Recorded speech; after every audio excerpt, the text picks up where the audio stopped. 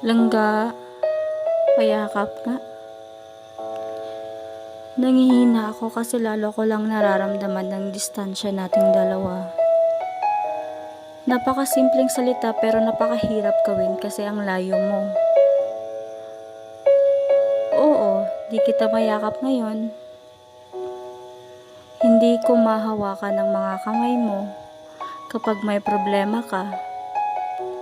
Hindi kita maihiga sa mga hita ko pag maglalambing ka.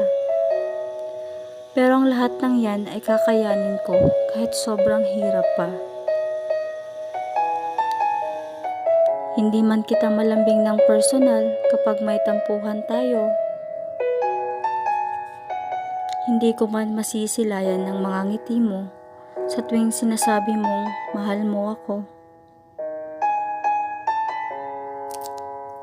Hindi ko man marinig ng personal ang tawa mo kapag nagbibiroan tayo, pero titiisin ko yan para maipakita sa'yo kung gaano kita kamahal.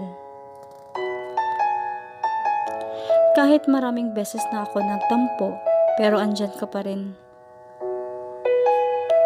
Pilit mo pa rin ako iniintindi, pero ang totoo niyan, hindi kita bibitawan. Alam mo ba ang dahilan? Dahil ayokong mawala ka. Dahil sa piling mo lang ako magiging masaya.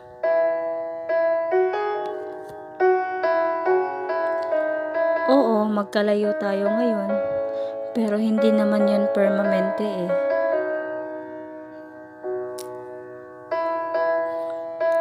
Dahil darating din ang araw na makakasama din kita. Distansya. Maraming nagsasabi na dito mo raw masusubok ang isang relasyon.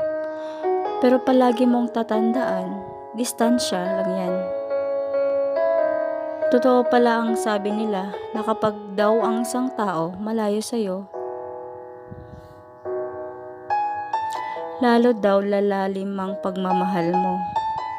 Kasi nga andyan yung pagkasabik mo, makita mo siya. Alam mo bang palagi kitang naiisip? Hindi ako makatulog sa kakaisip sa'yo. Yung lagi kitang hinahanap kahit di pa naman kita nakakasama ng personal. Siguro para sa iba, balakad yung distansya. Pero maganda naman tong sukatan kung gaano tayo kahigpit kumapit at maghintay. Marami mang tampuhan at hindi pagkakaintindihan sa ating dalawa. Pero kaya natin to, di ba? Hindi man madali yung ganito dahil malayo ka. Pero isang pabor lang ang hihilingin ko sa'yo. Alagaan at ingatan mo ang sarili mo habang wala pa ako. Dahil pag nasa tabi na kita, pahalagahan kita ng sobra. Langga ko. Mahal, na mahal, na mahal, na mahal kita.